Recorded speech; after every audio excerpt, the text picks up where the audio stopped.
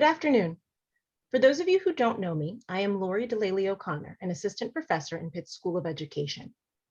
Thank you for joining us for our final Lunch and Learn of the spring 2021 semester. I want to welcome you to our virtual community today with a mix of emotions that have animated this year. We are in mourning. We are feeling rage. We are tired. We are feeling this way due to the systemic and continuous loss of life, disproportionately impacting Black and Brown folks due to the ongoing COVID pandemic. We are feeling this way due to the ongoing hate and systemic violence against Asian and Asian American people. We are feeling this way due to the anti-trans legislation being proposed across the US. And we are feeling this way due to the state-sanctioned murders of Black people at the hands of police, most recently 20-year-old Dante Wright. We are also feeling joy to be in community together, even though it is virtual, and to be able to hold space and learn with and from each other and from scholars such as our visitor today, who are engaged in work that forwards justice and freedom. So as we begin today, I just want to take a moment to breathe together. Take a deep breath in, filling your lungs, trying to clear your mind as you are able. Let it out. And remember to keep breathing while we're together, and certainly when we are not. So this event today is a collaboration between the Center for Urban Education and the NSF INCLUDES Alliance, STEM Push, which stands for Pathways for Underrepresented Students to Higher Education. The STEM Push Network is a national alliance of pre-college STEM programs, STEM and culturally responsive pedagogy experts, formal and informal education practitioners, college admissions professionals, the accreditation sector, and other higher education representatives seeking to reimagine STEM pathways to higher education for Black and Brown youth. I'm grateful to be part of both the Center for Urban Education and the STEM Push Network.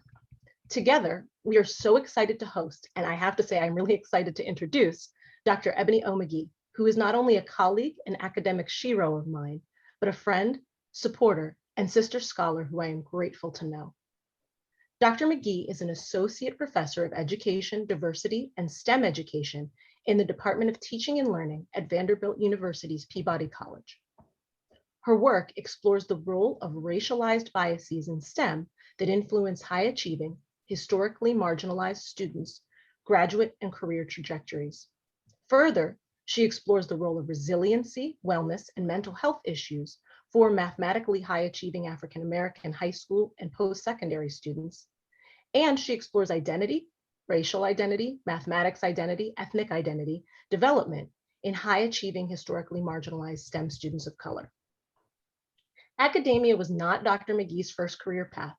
With a BS in electrical engineering from North Carolina Agricultural and Technical State University and an MS in industrial engineering from New Jersey Institute of Technology, she left a career in electrical engineering to earn a PhD in mathematics education from the University of Illinois at Chicago. To say that she is an innovator would be an understatement. Dr. McGee's research has received funding from the National Science Foundation, the Spencer Foundation, and the W.T. Grant Foundation. She co-founded Edify, Explorations in Diversifying Engineering Faculty Initiative. She co-founded the Institute in Critical, Quantitative, and Mixed Methodologies Training for Underrepresented Scholars, which is the go-to institute for the development of quantitative and mixed method skill sets that challenge simplistic quantifications of race and marginalization.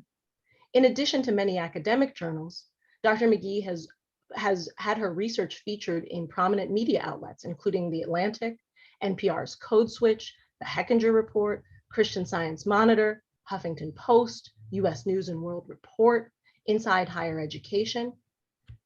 Today, Dr. McGee will be talking to us about her research, and in particular, her 2020 book, mine's dog-eared at this point, Black, Brown, Bruised, How Racialized STEM Education Stifles Innovation. Black, Brown, Bruised brings together more than 10 years of research on high-achieving, underrepresented, racially minoritized students and faculty in STEM fields, taking up what it means to be a STEMmer of color and academically successful in contexts where, as Dr. McGee says, people of color are few and negative beliefs about our ability and motivation persist. One point that Dr. McGee made in her overview of this talk that I want to emphasize and center is, as she wrote, solutions do not involve fixing URM students. Rather, she, puts the burden for change on STEM departments and their racialized cultures. So this is one call I want us to take up as we are listening to Dr. McGee today. And for those of us that have the chance to talk to her and think about her work as we're trying to forward this work in our own institutions. Connected to this, I want to share one thing. Not my words, but the words of Dr. David Stovall, who wrote a beautiful foreword to Dr. McGee's book to hopefully prepare you for what you're about to hear. So he writes,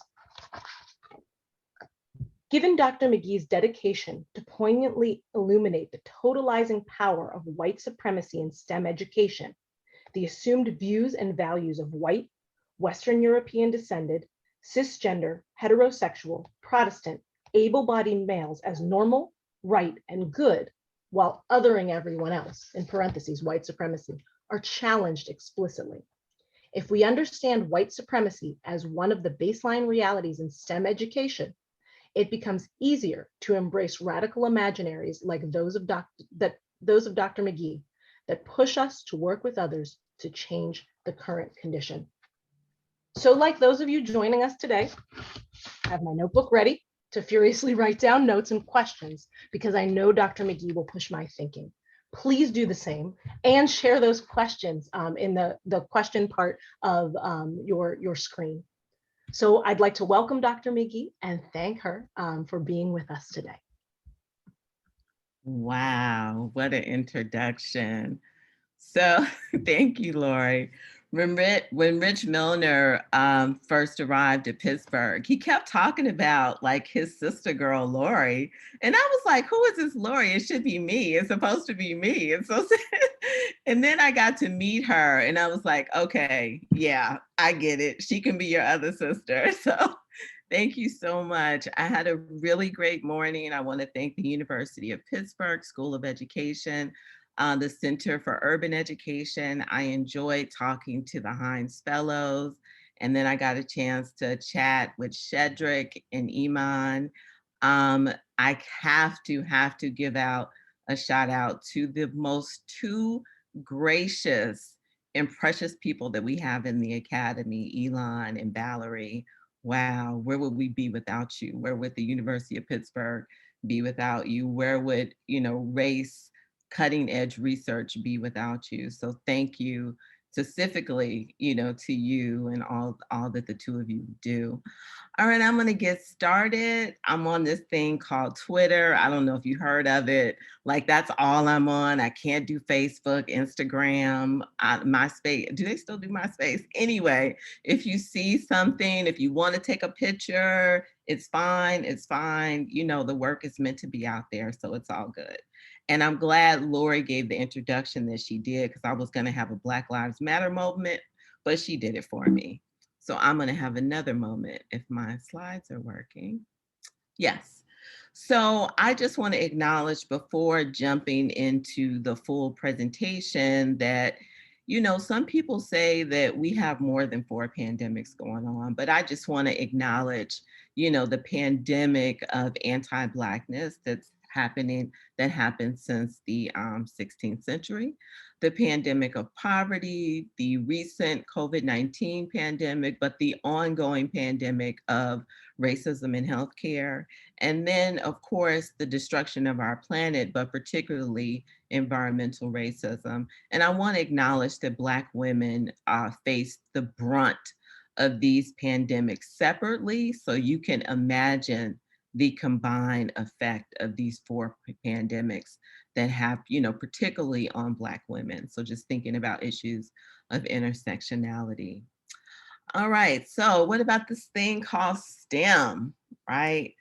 And they have been thousands of references to the STEM pipeline. I'm not gonna say that I haven't called what's happening in STEM a pipeline myself. So, not faulting anybody. That was the terminology that we had at the time. We used it, we thought it was useful. But I'm here to say today is them pipes are busted, y'all. Now listen, if you had these same leaky pipes that leak out Black and brown people in your house would be flooded. And if the plumber came to your house to try to fix your Black and brown stem leaky pipes, he would say, I cannot patch these pipes. We are going to have to tear these pipes out of your entire house and rebuild. I'm going to get back to that point a little bit later in the presentation.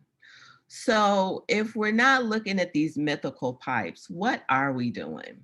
Well, back in the early 2000s, I had a radical dissertation advisor, and he said that there's actually a racialized hierarchy of perceived STEM ability where Latinx, Indigenous, and Black populations, students, faculty, employees across the entire STEM ecosystem are on the bottom.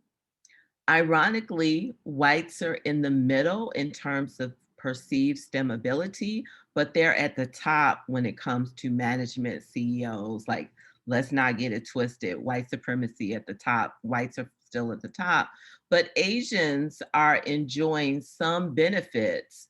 But I study Asians too, and I write about them as well. You know, before it was sexy to talk about Asian and Black solidarity, I was writing about that because I realized through their testimonies that you can be overrepresented yet grossly minoritized in ways that are actually similar to Latinx, Indigenous, and Black populations. And if we only knew this about each other, we could certainly come together on that. But of course, it's by design that white supremacy pits our Asian brothers and sisters against, you know, the underrepresented racially minoritized groups. So I would like to dispel the myth that somehow if you get a PhD in science or engineering, there is a equal financial playing ground. It is not. As a Black person, and the latest statistic in 2017, you can get a PhD in nuclear engineering from Georgia Tech. I've had one of these interviews, and that person only made a little bit over 60,000, where his white counterpart made substantially more, and his Asian counterpart made up to 30,000, sometimes even higher than that. So we can erase the myth that somehow being high achieving in STEM levels the playing field, because it doesn't. The PhD does not even save you, right? And when we talk about the wealth gap, we tend to talk about low income employment positions. We never talk about the wealth that even folks with a PhD are missing out because of this racialized caste system that now Isabel Wilkerson has kind of brought to light. But I just want to argue that Danny Martin was talking about it, you know, way before that. And then to my Latinx sister, Rochelle Gutierrez, you know, we STEMers, we really need to check our superiority complex. Like, let's just say that, you know, by STEM not valuing other fields like humanities, like anthropology, like Black studies, you know, we're not even making products that work on Black skin. And that's not only anti-Black, that's a stupid business decision, right? And certainly we need to understand the history of STEM. And Elaine Allen, I used her dissertation to really talk about how STEM was grounded in warfare, in economics. And, you know, she didn't say this, but I'm gonna say it. There was a significant time in STEM education in this country that you were more likely to be taught by a Nazi than you were to be taught by a Black faculty member, particularly at historically white institutions. There's a significant time in our STEM education where you were more likely to be taught by a eugenicist than you were to be taught by a Latinx or Indigenous faculty member. And we just can't ignore that. The residue still lives with us today, right? The classes that we take today are white supremacy physics, white supremacy thermodynamics, but they don't get the same politicization that classes like, cultural psychology gets. And lastly, this message about beating China and, building more bombs, Black and brown folks ain't don't care about that. We care about our communities and making our communities places and spaces that are thriving, not simply surviving. So just a little bit more about, STEM and the narratives in STEM, being seemingly innocent, neutral, objective, universal. To really unpack this, I need to step outside of STEM just for a minute or two, just to show you. Lately, we get a lot of talk about, I particularly get the question of, why is it that you are so unapologetically focused on Black folks? That, we have gender issues, there are issues in the LGBT community, and I just want to show you something. So white women, in terms of higher education, aligning yourselves with white male supremacy has not really worked out well for you. So we would like, as women of color, for you to come on over and fight for the equity of the most marginalized people in the academy, which would be Black and Indigenous women. And we promise you that some of your issues would actually get taken care of as well. But this whole policing of our bodies and our behaviors that we have shown examples in the outside world, that does happen inside the academy. And us folks, scholars of color, we call those academic Karens. So, oppression is certainly not equal. So with the disability community, there's a lot of emphasis on the need to do disability studies. And I certainly agree. Many of the students that I interviewed, also spoke of having a chronic disability.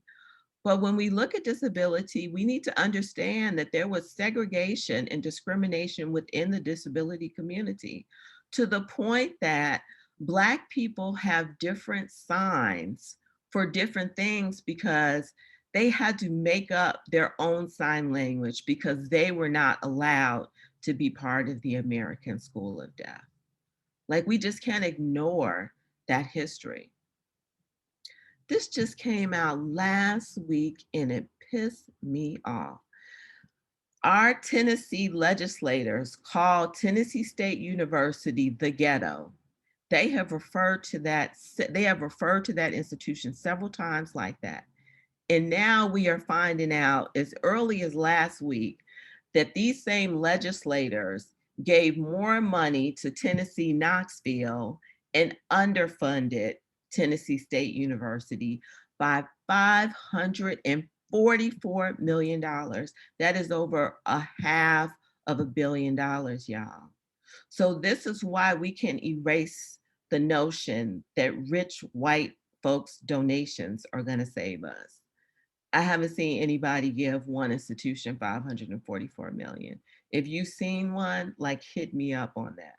So this is my taxpayer money that is not going to my HBCU in my state.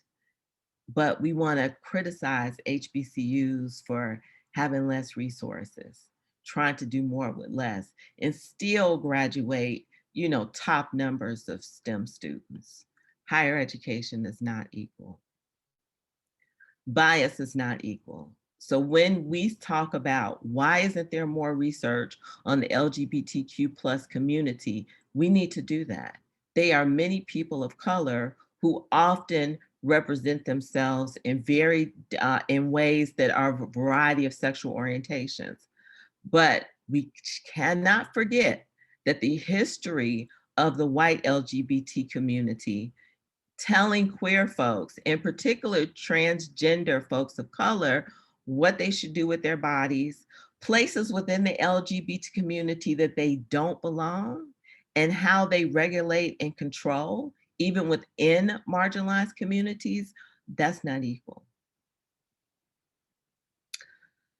My sister Eve Ewan, I talked to a Heinz scholar who does poetry. This is directly for you, sis. I think your name said Rachel, but then they called you Erica. So I hope I got you.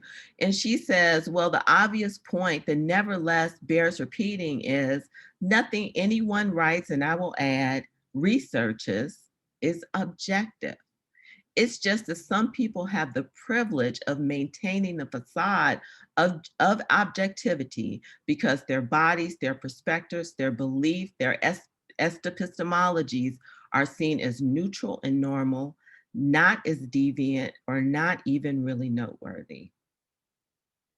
So we can just bust the myth that somehow STEM was able to escape being only seen as objective.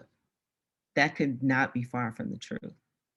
So when we add the other M to STEM, the last M being medicine, we know that that's not neutral. And it's not just COVID-19. Before COVID-19, 283 people of color, African Americans in particular, died every day unnecessarily. And that's an old number. It's probably way more than that. But let's just say it was still 283. Can you imagine a plane carrying 283 people going in the air and crashing every day? What would we do? We would stop plane travel, period. We would do studies. We would pay people whose lives were unfairly cut short, AKA reparations, right? We would do all of that. But when it happens in the African American community, somehow it's their fault, right? So no analysis, no crisis has to be done. Just like 2 days ago, did the CDC director finally say that racism is a public health crisis, like just yesterday. So when I say that STEM was created by eugenicists, what I'm trying to say is just not your regular old run-of-the-mill racist, right? Just not your regular old run-of-the-mill white slave owners.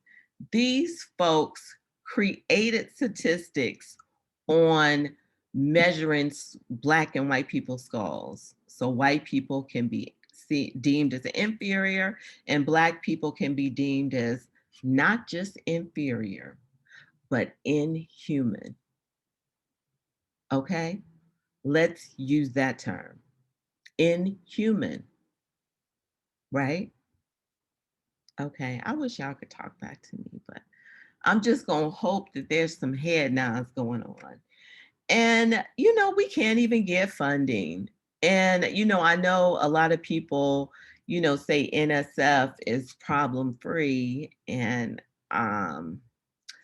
that's not true, but certainly NIH needs to be taken to task. And my sister, Dr. Lola, was one of many authors that produced an article, an editorial and sale called Fund Black Scientists, where the funding rates remain low. So why is a STEM researcher who is used to getting NSF dollars, why is NIH funding important to me? Well, I research mental health consequences, right?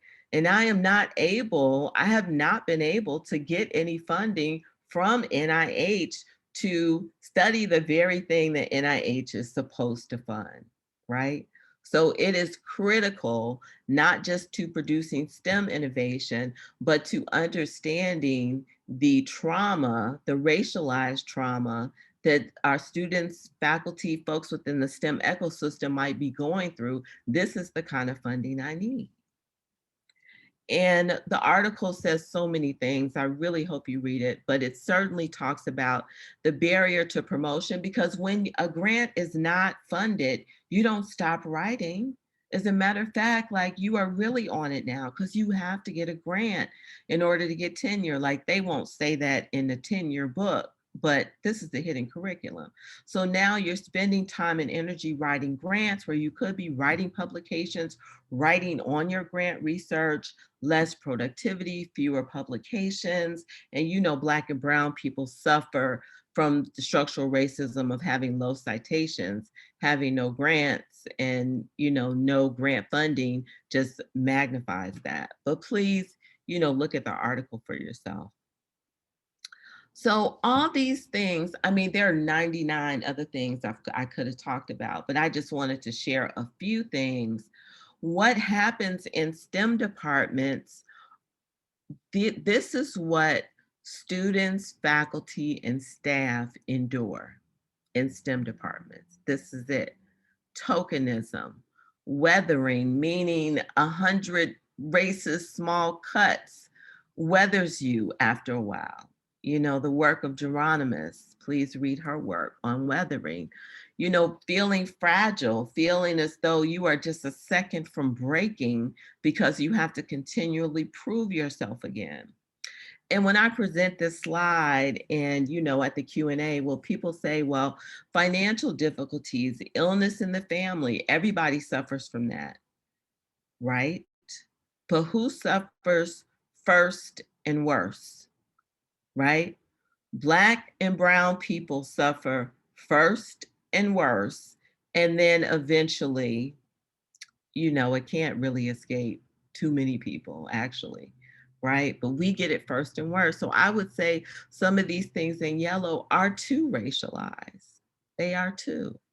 And I talk about a variety of these, particularly focus on John Henryism in the book, racial battle fatigue, the fatigue of even having to have your battle armor on is fatiguing. Like, even if nothing happens that day, let's say you have a good day and nobody slights you and nobody asks you, what are you doing here? And the police don't stop you. You're still wearing the armor. You still have to be prepared. You see what I'm saying? That is freaking tiring, day in and day out. My Heinz fellows told me that I had to talk about imposter syndrome. I didn't have it in the presentation, but I popped it in because they want y'all to hear this. Okay, so imposter syndrome, this is the workshop. How many people have had the imposter syndrome workshop? Like, you can have them as an undergrad, graduate, faculty, it don't matter. You get in a workshop. If not, it's coming, it's coming. And what do they tell you? They tell you to, everybody has it, and just believe in yourself, because you wouldn't be here if we didn't want you here. But don't nobody look like you. But anyway, I'm gonna get to that. Perfectionism is not realistic. Talk to your mentors. Do your favorite yoga pose. But the biggest thing they tell you in that imposter syndrome workshop is to change your thinking, because something about your thinking is wrong. You are wrong. And remember, syndrome means you're just a little bit crazy.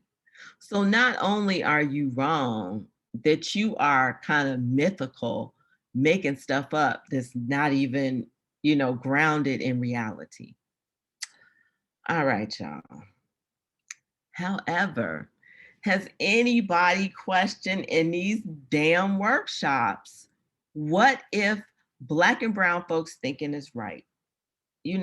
Many students I interview don't talk about walking into a space feeling like they don't belong. Something happens to them, right? I mean, they walk in just as confident as everybody else. And then the teacher walks up and says, I just want to make sure you're in the right room. This is thermodynamics, right? Or that student is in the front and they answer the question. It's a hard question. And everybody in the class starts clapping. Like, are you surprised? Oh, you underestimated me? You didn't know I was thebomb.com? Okay. right? So something happens to them. So stop making them feel like they are crazy. There is nothing wrong with our students, as Lori said. But I know why. It's easy to try to blame the students for an imposterous, and I often call racist space, because imposterism is just a camouflage for racism when the space is imposterous because of structural and institutional racism. It is what it is, right? But why are we asking the students to fix the racist imposterous space? And if they don't fix it, they must be crazy, while the system remains the same. Now, out of all the things the students have to do to matriculate in a STEM degree, now we're going to tell them that they crazy too? Don't do that. We have enough.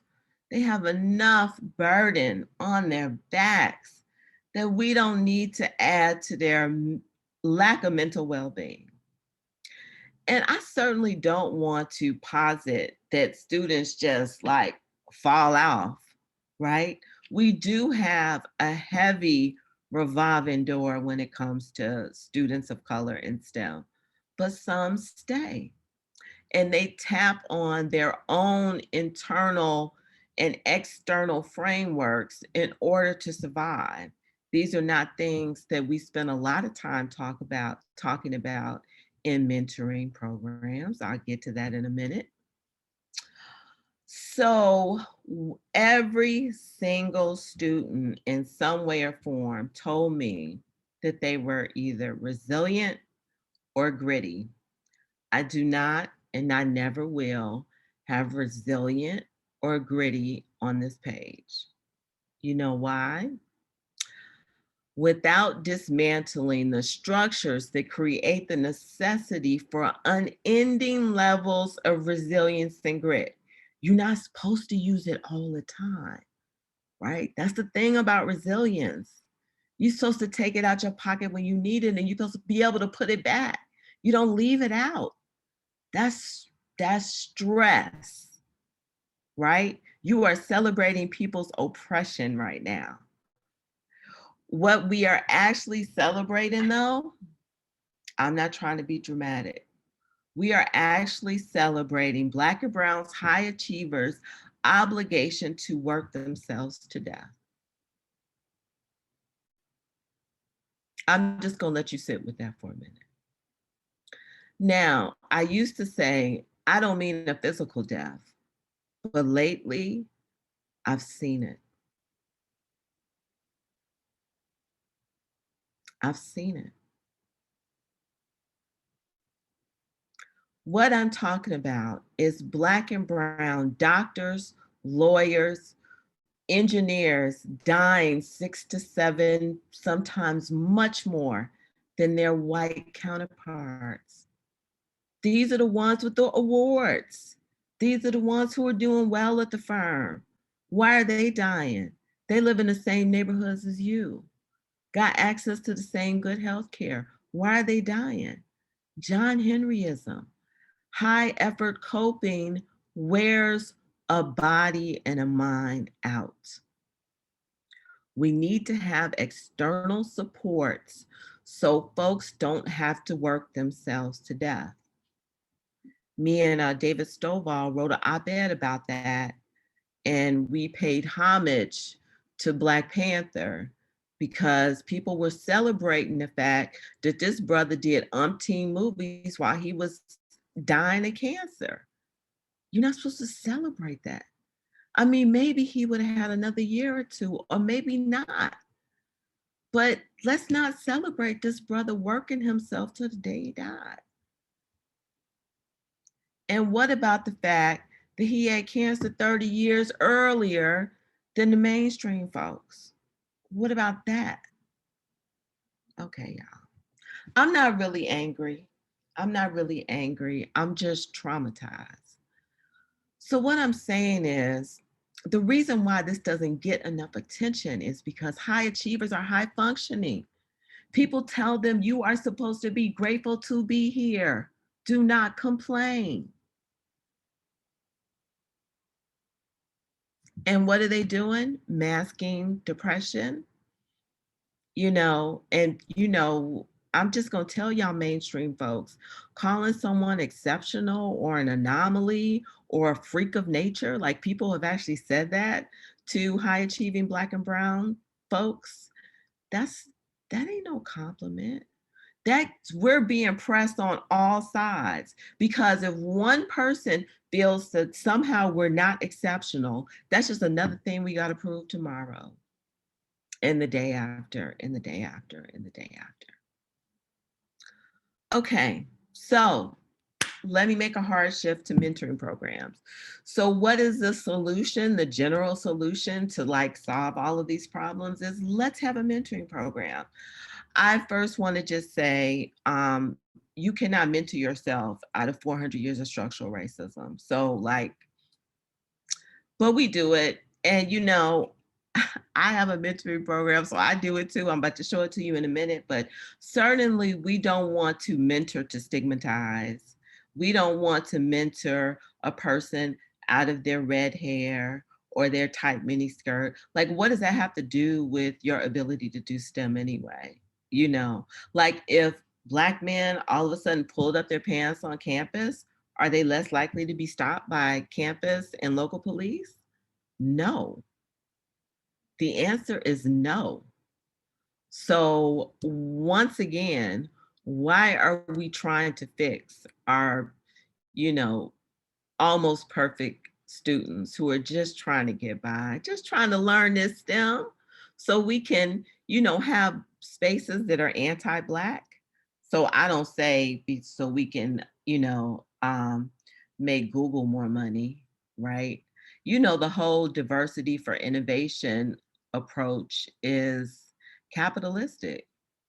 You should just want diversity because, why would you want your space to be anti-Black or anti-people of color? Like, why would you want that? But now we have to kind of prove our value. I can make you X more dollars. And that still doesn't even work. It doesn't work. Just look at the numbers of big tech. Look at the numbers of what they hired over the past 10 years. This is why I say I'd be going on tangents. Okay, let me keep it back here. And we certainly, the white faculty advisor or mentor with the student of color, you're not saving them. You're not. I know you think you are, but you're not saving them. It is an equally beneficial relationship. That student is teaching you about what it means to be a Latinx male in engineering, and you're teaching them some things too, right? And the more you understand his narrative as a Latinx engineering student, the better mentor you will be. But if you tell that student that you just have to focus on the engineering, don't worry about all that racism stuff, then you are doing a disservice as a mentor. Yeah. But practically, I'm a pragmatic and I have a mentoring program. And I share this mentoring program with Dr. William Robinson, who is full faculty, kind of like our chief diversity officer, but faculty in engineering as well, because we acknowledge that we want more Black faculty in engineering and computing and science, and mathematics. Why? Because we know a small cohort of Black STEM faculty can change the landscape. Like, who's teaching the Google founders, the Microsoft founders, the Amazon founders? Who taught them? Often people that look like them. So it's a wonder why they reproduce white male STEM supremacy when they were taught by that population, and that population alone. 37% of institutions today do not have one single tenure track Black engineering faculty. So one can go through the entire trajectory of engineering and not see a single person that looks like them. So we still know that having a cover letter is important. Yep, that's a thing. can't pretty much get a job without it. But we also teach about structural racism. Because as an engineer, I'm a recovering engineer, y'all. Like if they had some classes, I would be going. I did not have the language to talk about what was happening to me because anything that was not engineering related was irrelevant. And I was able to pass out of everything without even taking a class. I never took an English class. I never took a psychology class undergrad. I never took any of those classes, even though they were mandatory. My advisor just wrote me out of them. He says, those classes don't mean anything. Just stick with engineering. So when all this stuff was happening to me in my job, I didn't have the language and I blamed myself, and my family back on the south side of Chicago was like, yeah, you're doing so good. I'm like, why am I so miserable? So now we teach them the language. And honestly, we teach them the good side of being a faculty member. Like, this is the best job I ever had. I will probably retire as a faculty member. And my work life Jenga, because there ain't no balance, is pretty freaking good. So, we don't want to always talk about the stress and strain. We try to provide a balanced perspective of what it is like to be a Black faculty. And while I'm on faculty, I just want to briefly acknowledge that being a faculty member is hard. It's getting harder and harder every year. Like the things that new assistant professors have to have in order to be assistant professors was different than when I had to be assistant professor. Like, I don't know if I had a job. So, acknowledging that. But y'all, if you are Black and brown faculty, forget about the NSTEM. But if you're a Black and brown faculty member, so you got all that on the bottom, plus now you are the chief diversity officer, even if you're assistant professor in physics, like somehow you have been made the chief diversity officer for your department. You have to talk about all things diversity, whether you know them or not, whether you have the skill set. Like, just like university folks, just because someone's Black does not mean that they are ready to teach a diversity, equity, and inclusion class, right? And we're asked to do this work for free. So that's like cultural taxation. Oh, you're Black, fix all of our problems that have been ingrained in our institutions for hundreds of years for free. And then they ask sometimes students to do that. Students, don't do that. Don't do that. And if you do it, at least get paid for it, right? If you're gonna extend the Black tax on my body as I'm trying to get my degree, as I'm trying to function in this racist world, at least pay me for my expertise, pay me for my talents. We often receive negative teaching evaluations. Oh man, I've got some dirty evaluations. Like, how many people were looking at my clothes is just unreal. Like, yeah, what is this? Am I on like top model? You know what I'm saying? In my 9 years, I've gotten a grant at least every year except one. I've only been able to hire one white male graduate student, just one. The others, they not checking for me like that. In spite of being paying my students well. I pay them what the average is supposed to be, which is $21 an hour. Can't get them. And then service. But it's not just the service, y'all. It is the voluntold service.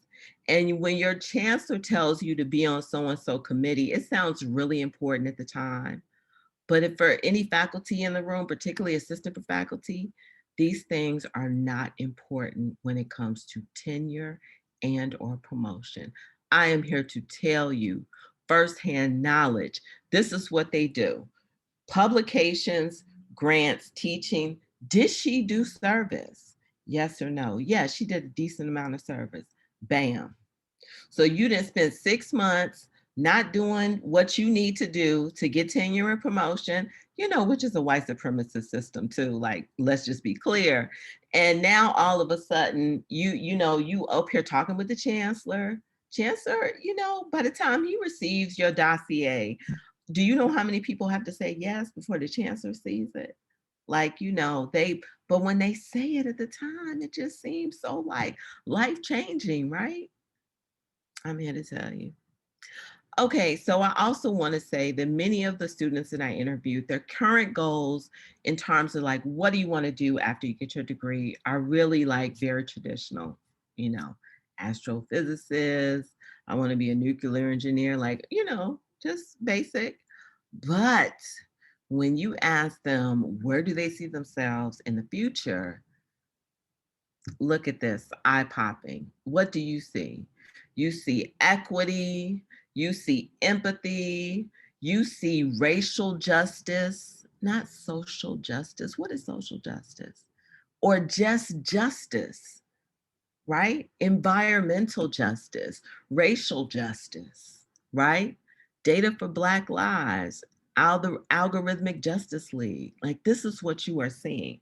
So this whole thing about beating China and building bombs, this is what we need to be promoting in STEM if we want more Black and brown folks to matriculate through STEM. So this is a framework that I entitled Equity Ethic, along with my doctoral student back in 2017, Lydia Bentley, where we're talking about Black and brown folks in STEM have their own experience of discrimination. If you are good in science and mathematics at an early age, you are constantly giving back. I had to teach my cousins, I had to teach my mama's friends' kids, just the entire community wanted to benefit, from your knowledge, and you were happy to share it because that is the communal nature of Black and brown communities. And even today, I feel a link fate with other Black and brown folks within or beyond STEM. Like, I don't want to be up here at the top all by myself where I can't really talk to no one that looks like me.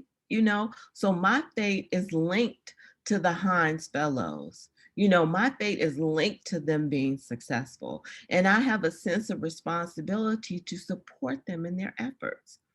And that is equity ethic. So we don't just want to do STEM, we want to do STEM for racial justice and just justice, right? So what does that look like? That's such an abstract concept. That's what it looks like, y'all. You just happen to be Black women, by coincidence. Beverly Watford was the first African-American female president of ASCE, really push diversity initiatives, ones that are maintained to this day, even though she had that position a few years ago. Dr. Brooke Coley is pushing the boundaries of heteronormative engineering environments and making more space and place for LGBTQ plus, folks of color to be involved in these fields. Dr. Ayanna Howard, the first African-American female dean at Ohio State University, forget the, even though I'm sure somebody will correct me, but she also uses robotics for the good of humanity, right? So this is what equity ethic looks like. So instead of messages about, being the super duper power, we need to have more images like this if we want to aspire K to 12 students to, think about and embrace engineering. But these are not the role models that we often see. We see something different. Okay, in the last few minutes, I'm going to talk about what can be done. And what can be done is not an easy conversation. So that's why we like to just put the blame on students, because what can be done is not easy, but it must be done. The first thing we need to do is acknowledge that these folks right here in this picture never expected people that look like me to be in STEM. We weren't supposed to be here. So we continue to live in the imaginations of white male folks who grew up in the same neighborhoods, went to the same school, taught by the same teachers, et cetera, et cetera. And we want to know why innovation has been stagnant. All right, so here we go. Here is my white male STEM diversity table. as you will see, it's not just all white males, but certainly it's white male centric. And if you say, well, you know, at Pittsburgh, we got a couple of faculty of color, let's say in our engineering department. All right, here they are. So they are at a table that was already created and maintained by white male supremacy. But somebody opened the door and said, have a seat, y'all. You're not on the menu. You did not create the menu, but we're going to give you the menu, and you would have to work with this predetermined white male leaning menu and be grateful that you're here. All right, so what do we need to do? So I think we need to have a revolution at the table. So many people, I say, well, how do we have a revolution? And they say, break the table. And I say, great. Well, what does break the table mean? Well, we should have some more diversity awards and uplift diversity, or maybe we'll have an implicit bias workshop, or maybe we'll hire a chief diversity officer, or let's have some professional development. And these things they're okay. You know, I wouldn't say don't do it, but maybe they break the table. So the table is lying there broken. Well, typically what happens in 99% of the institutions, somebody will bring some super glue and put that table back together. And at the majority of those institutions, somebody will put some steel poles in the legs so you will not be able to break it again, right? You know, it's a metaphor, but you know what I'm saying. We had an implicit bias workshop. We talk about it for a week and then we don't think about it no more, right? Because we really need to address explicit bias, but that's like another conversation for another day. If my PowerPoint was working right, it would just be all this animation where I am trying to show that we need to dismantle the table. Ain't no breaking the table. We need to dismantle it and rebuild with people of color leading the rebuilding effort. If there is another way to make STEM the place that it should be, I am open. But these quick fixes, these band-aid approaches, they are simply not working. You know, in 2016, Black students stood up and said, we want more Black faculty. Do you know what happened? Black faculty numbers actually decreased proportionally. Yeah.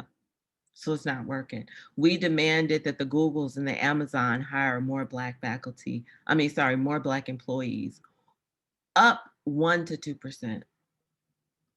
1 to 2%. So this is the way, y'all. Now you will see they are less white people. All right, this is gonna be a tough one. Just hear me out. That means that white people, white men in particular, are going to have to either give up or share their power. Okay, that's the only way we're going to get this table. They are going to have to give up or share their power. So what does that mean? That means if you are a white male professor and you are near retirement, do not retire until you make sure that another underrepresented person of color gets your position.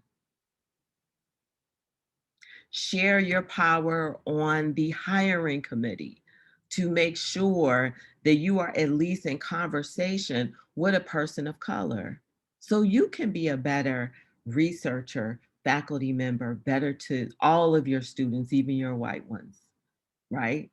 So I know that is not like the kumbaya message that lots of folks want to hear, but it's still necessary. You're going to have to give it up or share it. And certainly we want policies and practices on the table so we can reinforce that these are our steel barriers. These are our steel legs, the policies and practices. So why do I have, reparations down here? Like, what does that have to do with STEM? Well, Amazon, Google, Microsoft, we gave you our best and brightest and you didn't know what to do with us. You spit us out. And looking ancestrally, when your ancestors were able to gain wealth, my ancestors were creating your wealth. So we certainly need an independent center for STEM entrepreneurship so we can stop begging you to hire us. Oh, wait a minute. So you can find us, because they say they can't find us. That's why they can't hire us. And then once we get there, we find out the environment is, way more toxic than it needs to be. Just, give us a few $billions so we can build our own independent center. And then we can find the cure for cancer. We can, produce those flying cars. We can, go to Mars. Because, Dr. Mae Jemison says, we will one day have the capability to go to Mars, but what is going to happen if we reproduce the same behaviors on Earth that we do in Mars? We gonna F up Mars. She didn't say F up, but I'm just putting a little emphasis on it. Okay, last two slides. So what do I see for the future? As the Heinz Fellows director mentioned, she's I hope it's okay if I say this, sis. There's a real fear, for people of color. Like, we can't even walk out on the street. Every time my 22-year-old walks out, I say a little prayer, right? These are real fears. If you don't believe me, just look at this court case. But there's also fuel.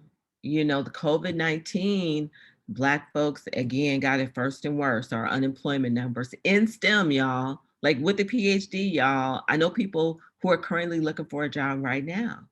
And they're saying, well, gosh, I didn't got the highest degree in the land. You can't get them too much higher than a PhD. I even did the postdoc, and that's still not good enough. Well, what can I do for myself? Why am I relying on young white males to make sure that my family, is well fed?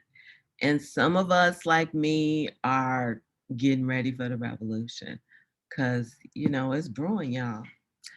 So Lori mentioned I do have a book. I really hope you get it. I talk much more in depth about many of the ideas I presented today, but certainly not just trying to sell my book. I have lots of free resources, particularly at the blackengineeringphd.org, which is getting a makeover. So if you look at it now, check it out in like 2 weeks when it's going to be like totally redesigned. I'm so looking forward to that. And then also really trying to change the dynamics of quant research, which has been used in really deficit ways to marginalize underrepresented groups of color. I'm trying to say we can use quantitative research to bust those deficit myths, as well as shine a light on some of the disparities that are happening, within and beyond communities of color. So thank you. Thank you. I'm looking forward to the Q&A.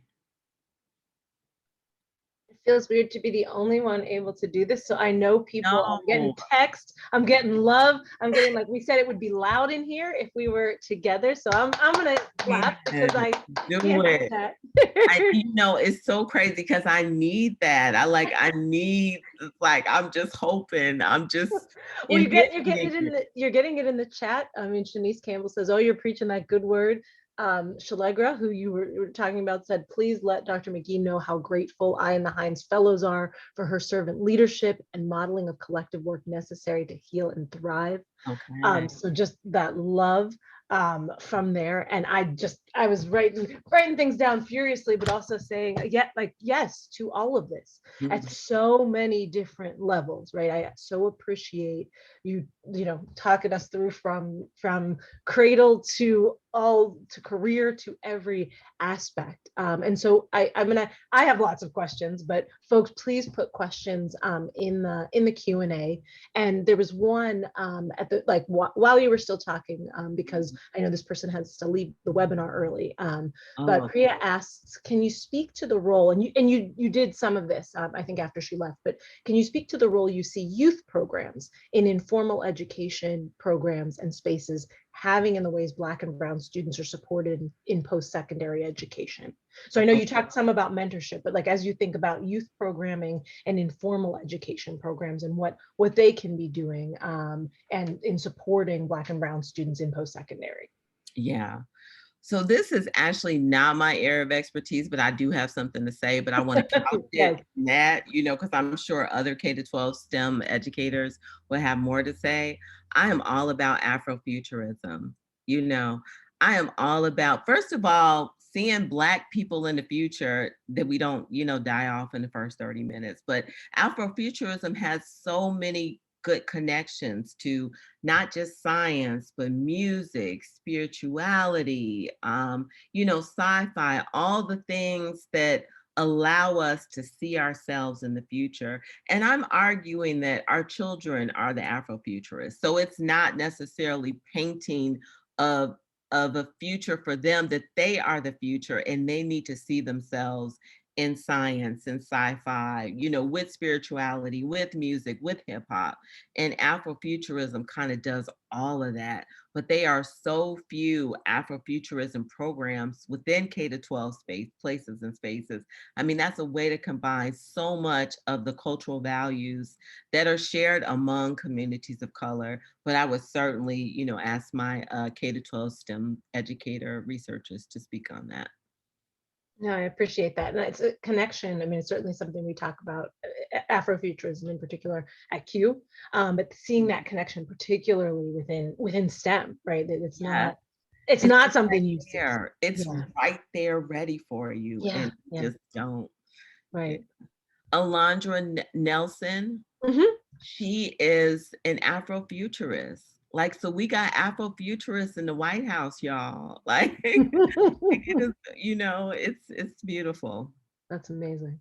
Mm. So one thing that I want to bring up, and I'll let folks, as I know they're continuing in the Q&A. I mean, I was taking notes on this resilience and grittiness, and the idea that you said you're not supposed to use that all the time. That essentially what's happening when we're lifting up Black and brown youth and adults is you're celebrating, as you said, stress and oppression. And so one of the things I want to ask, and the answer might be like, nope, that's what we're trying to dream, that's what we're trying to build.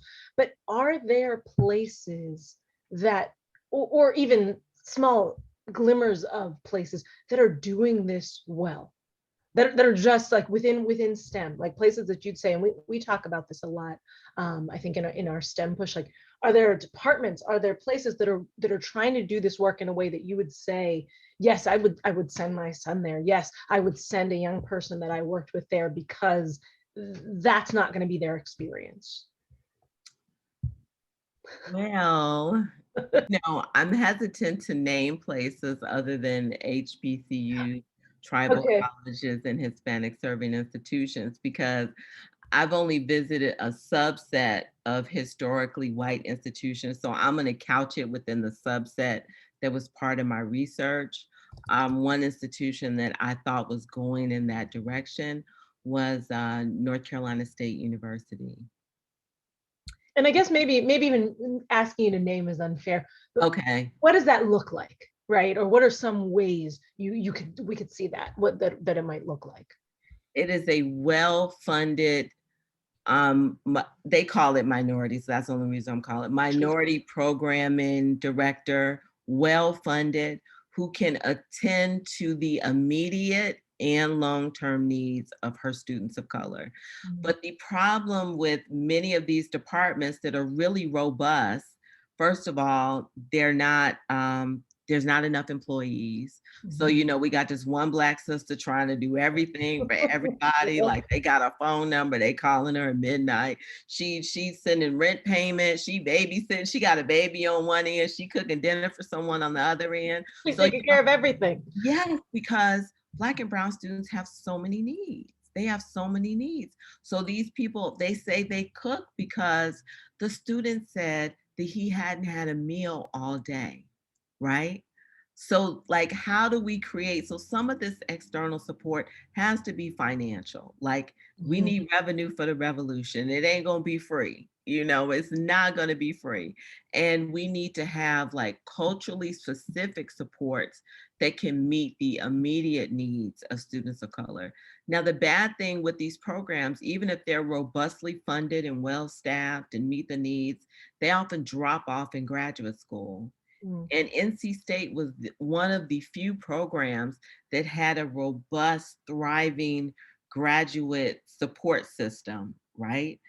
Simply because you go to graduate school doesn't mean like, okay, I got this, you know? So we still need support. I still need the support as a associate faculty. And I'm sure one day when I'm, at Valerie and Elon's stage, like I just can't wait. They need support too. Right, Like we right. all still continue to need support, but we undermine the support of students of color and we say, where they're just resilient, right? And The same thing. I Okay. appreciate the way you're connecting that back too, because as I was writing down that, like, you were talking about Brooke Coley, you were talking about Beverly Watford, like, and all of these things. And I'm thinking, what's that advising load look like, right? And that support, because as you're saying, when things are not robustly funded, and when Right. you only have one person, and that one person also sort of speaking back to that communal sense of responsibility, is Yeah. then all of it, right? Everybody, All of it. all Yeah. of it, all of it, all the time. And see, we need to understand that these folks are retention makers. They are the reason, why some Black and brown folks stay. That's it. And I think if we valued them in that way, we would see how extremely valuable they are. They are retaining our Black and brown students, and sometimes not even in STEM. When I went into one sister's office, it was somebody from the education department because she's just so damn good. Like everybody wanted a little piece of it. So yeah, I just think the staff, we really need to give them a lot more credit than they currently receive. No, absolutely. So I want to make sure that I'm actually asking, as I'm chatting with you, asking questions that are coming Yeah. up. So Sarah asks, she says, Dr. McGee, what an amazing talk. Thank you. I'm interested to hear your perspective on how we can demand changes from funding institutions like NSF or NIH in ways beyond just throwing dollars in the quest of dismantling the table. So it's really demanding, as you were talking about, the way funding institutions are not, right? We're not funding the work, and then continuing to perpetuate how we can demand change from those funding institutions. Well, there was a push. So my story is an NSF story because I just can't seem to crack NIH, and I certainly have tried. But with NSF, we talked about making racial disparities or racial equity more explicit in the call. This broadening participation, like what the hell? Like we can make something up, but like, what is that really? Broadening participation for who? And towards what cause, right? And this whole underrepresented minorities, lingo, it's just kind of worn out. Let's just say what it is. Like, okay, well, they weren't ready to say structural racism, but just this week, now they have a call out where it says, because you don't want to misquote NSF, racial equity in STEM education. Coming out of the Division of Graduate Education. And I think that is a direct consequence of people saying broadening participation is okay, but it's certainly not enough. Particularly when we're talking about gross racial disparities in STEM. Why don't we just call a spade a spade? Now, they didn't say my preferred title, structural racism, but we're getting there, so we're inching along. I think that was a direct effort of faculty of color and some of our white co-conspirators, allies, I don't care what you call it. It's the term is, it's in the action, right? So call yourself whatever. Like I never say like, oh, so-and-so is a co-conspirator, but I say, that person is fighting with me to get this terminology changed. So we certainly can't do it by ourselves. No, I think that's important. So I see when another question from Ingrid, if there would be, and again, you spoke to this, so you may want to add or not, if there would be an initiative to create a community program for children, what would you like to see in the program in terms of STEM? So you talked about Afrofuturism for sure, but I like the African braiding.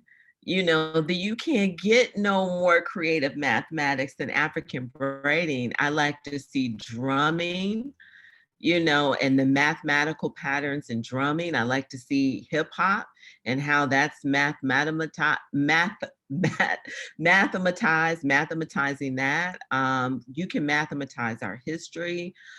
People sometimes critique Rico's work on mathematizing social justice, where he counts, things like liquor stores and certain communities, but it's certainly helpful to illuminate some of the material disparities that happen in Black communities. So I want to see that.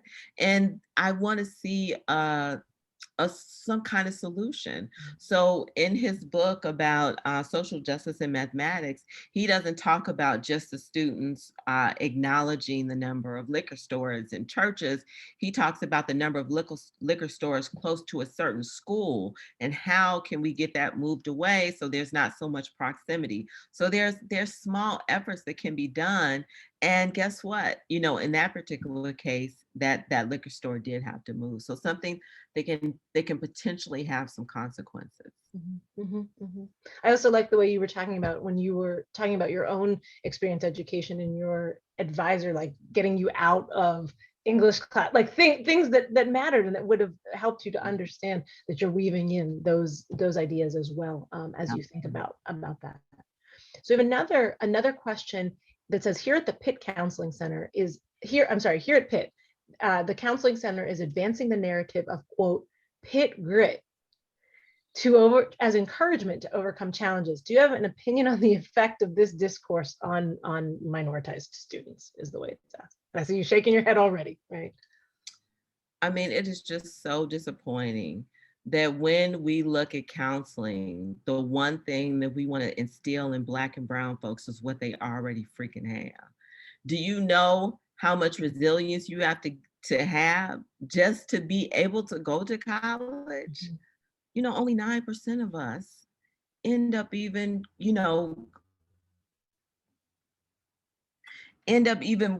contemplating the degree. Less than that gets out. And what does the counseling center want us to do? Just have a little bit more grit. That is annoying and frustrating, and it is a further traumatization of students of color. And as you're saying that you were talking about the students incorporating that into their own life. I'm resilient, I'm gritty, right? Like that they're taught that's part of their superpower. And like they're proud of it. You know, and we hear it all the time. Shoot, I just heard it earlier today. You know, Black women, we always talk about how resilient we are, but we're dying. Do y'all know that? Like we're dying. Those same women are weathering. You know, their mind, body, spirit, and soul is weathering. Like, don't do that to us. We have enough that we have to deal with. You have to support us. Not you, Lori, but like the institution right. has to take some responsibility in supporting us. So grit is not supposed to be a do-it-yourself endeavor. Right? Well, and it's not supposed to be in place of systemic change, right? Like that's not the point. Exactly. Yeah. And then there's the whole STEM grit, which says you're supposed to stay up all night, sleep in your advisor's, sleep on his cot in the lab, like that stuff. Like who would want to do that? Suffer. You're supposed to suffer. Yes, and then you have Black women saying that they want to walk out of the lab to breastfeed, and there's no even freaking bathroom on their floor. They have to it's kind of like the Hidden Figures where they have to go to another building just to breastfeed. Like who wants to do all that? And then you get the PhD and you're still questioned and not valued. So we wonder why disproportionately Black and brown folks do not stay in STEM. Like who spends 9 years getting a STEM PhD to work up as a project manager at Starbucks? People who are burnt out. So they get to the job, they're like, I finally got my PhD. I know you ain't gonna trip now. They still tripping. Let me go someplace other place outside of STEM that values my degree, but I'm not doing engineering, which is a shame for STEM, right? So we're losing a population of degreeers, like people with paper, with disciplines in STEM who are not staying in STEM because it is just that toxic. And then on top of it, then they're told they have imposter syndrome. And they're crazy. So this question ties in, I think, really well with this from somebody. So it's anonymous. It says, I am white, but I left academia because, among other things, I realized that as a faculty member, seemingly no matter their background, but of course, even worse for Black, Indigenous people of color, is expected to do the work of at least 3 people. Do you think dismantling the table requires a reworking of the entire academic system to address the over expectations on the shoulders of faculty, but especially on faculty of color? Yes. Period. Because, as I said in my presentation, tenure and promotion is a result of white male supremacy. Like, Black folks weren't involved in creating tenure and promotion. Like, Latinx folks, Indigenous folks weren't involved. We might have been in the building as janitors and maids. And by the way, I don't feel some kind of way when somebody mistakes me as that, because that used to be a sustainable middle class career that Black and brown folks had access to. But now that those jobs are going towards contract workers, making less than $10 an hour, those are not sustainable jobs anymore. I just don't want to be just the secretary. I want to be either, are you a secretary or a professor, right? I don't want to be just, but my grandmother was a maid for a white family, and I'm very proud of her. And she did great things, with her children and her grandchildren. So that is not offensive to me, because that used to be the only job that, Black women can get as maids and Black men as janitors. Well, and as you point out, in those roles now, they are often the folks sustaining students, right? And yes, because that is the person that they see, that is the person cheering them on across campus. They put them in their dissertation. Right. They don't even know the person's last name because they didn't got so friendly. But the janitor on the third floor, Pamela, those people are also, that's part of the staff that I'm talking about. Yeah, absolutely. And I'm just getting some more love in the chat as well, or in the Q&A. Thank you, y'all. Right, loving the idea of how math appears in everything and how it can be applied toward bringing equity. From Stephen or Stefan, as a person who has PTSD, the grit message was definitely traumatic and insulting. So amen. Right, and as Amon, is anybody on with that counseling center? I'm not sure. Yeah, I'm not sure if that came up and just. So this is what we need. This is what we need in counseling. We need a People of Color Day, right? So this is what works for counseling centers. We need counselors of color. Do you know how difficult it is for a Black male to talk to a white counselor about another white male faculty member? Like, it's not happening, right? And if it is happening, it's not happening with the kind of fidelity that it needs to happen. So we need counselors of color who understand racism, racial identity, because we assume that because the counselor is a person of color, that they've been taught about those particular topics, but you'd be surprised how many times they are not as qualified because it is not valued in cultural and in psychology. Well, that's what I was going to say, that it doesn't come up in their training, right? And it's not supported, and it's teacher education is the same way. Sean Harper said it yesterday. Yep. Yes.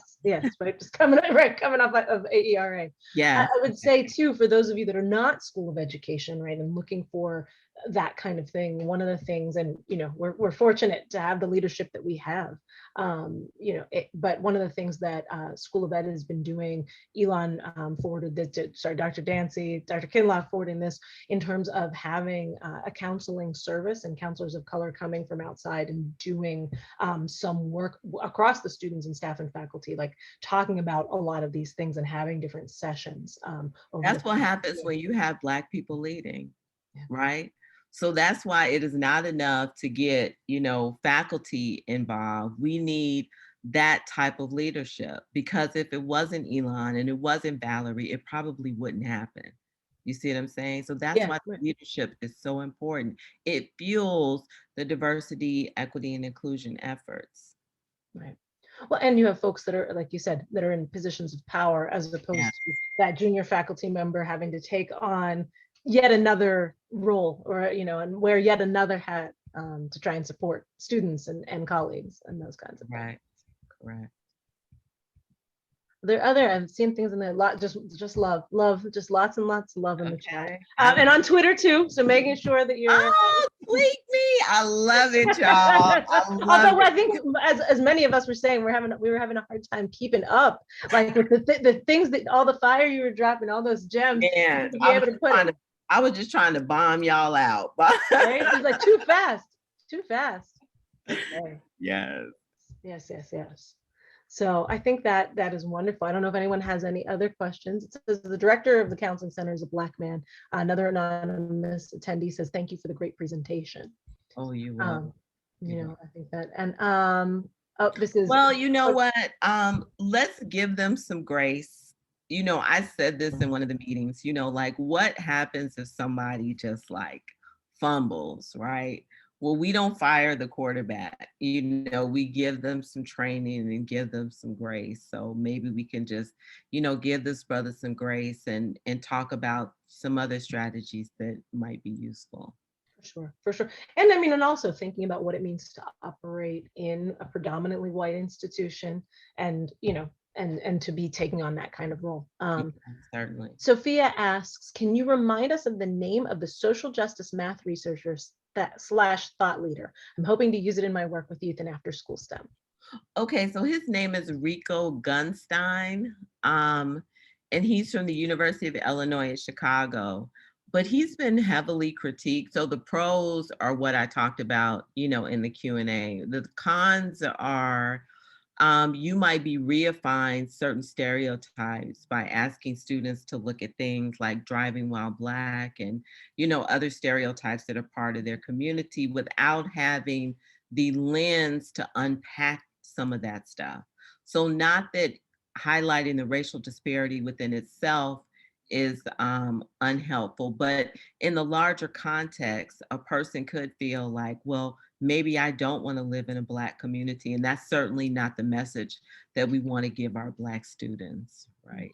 Because, you know, the Black community is a byproduct of structural racism. So that's the critique. I just, you know, Sophia wanted to give you both sides. For sure, for sure. And Sophia, as you're doing some of that work too, our Pitt's own Dr. Carrie Coca is doing a lot of work in social justice math as well. A great person to look to. Yeah. Other questions, other things, anybody in the chat? I know we're getting low on time here. And I'm looking across to all my notes that are now a mess in terms of everything. Some very personal, as I'm like, oh, that is not how you get tenure. That is not. Girl, I'm trying to tell you. I tell junior faculty and graduate students, the best thing you can do for the cause of racial justice, Black Lives Matter, is get your degree and get your paper. So Lori, get your paper. You will be a better advocate on the other side of tenure than you will be on this side. And I'm not saying, you know, you just completely focus, because your research is wedded within the cause. But if you're trying to dismantle your institution in like the next 4 years and you like disappointed in yourself that it doesn't happen, you know, the institution took hundreds of years to be, or maybe decades if you're in a newer institution, to be the way it is. You know, just don't set yourself up to think that, you know, in a few short years, because this is what institutions do with activists. They just wait you out. And now I'm telling the real deal. So maybe this won't go on YouTube, but they just wait you out and then they just keep moving with what they're doing. Now, I'm not saying, and you know, my own students push back, like, you know, well, you know, students are the revolution. Yes, you are. Yes, you are. But I don't want you to be so focused on activism that you forget to get your degree, right? So if you can multitask, you know, at least let somebody pay for it. You know, if you're trying to dismantle structural racism, somebody at the institution should pay for it. But, you know, I don't want your activism to compromise your degree. I think I've had much more reach in terms of trying to dismantle the structures that are in STEM, you know, as a social, and I would have had as assistant, as a doctor. And that was the last question. So Desan asks, she says, thank you for your research and for this fantastic talk. What is the role of dismantling capitalism and or reframing STEM to be an appreciation and study of the world around us, while also realizing, and that I think ties back into the last thing that you said, that we want our Black and brown students to get great jobs akin to those listed on your slide? You know, you can't talk about, David said, you can't talk about racism without talking about capitalism. So, you know, the two are intertwined. The whole way in which we think about, you know, individualism and meritocracy and even resilience and grit are grounded in white STEM supremacy and capitalism. So the two go together.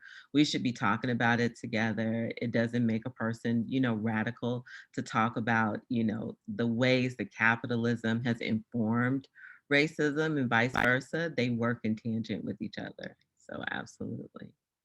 And we might want to redefine what a great job is, because a lot of people said working at Facebook is a great job.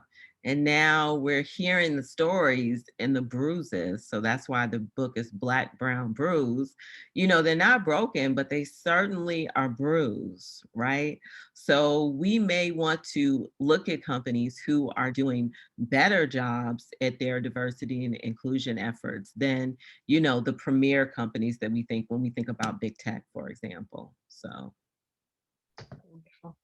So on that note, everybody that doesn't have it already, this appears backwards, right? Black, Brown, Bruised, how racial STEM education stifles innovation. You have to get this book. And we are so grateful for you for being with us today, Dr. McGee, and for, you know, of course, we want to make sure we get the chance to bring you onto campus and to Pitt. I know we'd like to come to Pittsburgh. Yeah, I know. But we're so grateful for your time today, for everything that you shared. And I know I speak for the audience that we can't see that, and in our gratefulness and our thanks for your time and for everything. And we look forward, if you haven't already, you know, you should be looking forward to reading this text. And yeah, that's the last of our lunch and learns for this semester, but you know that we'll be coming to you with our Q Summer Educator Forum, and yep, and the work continues.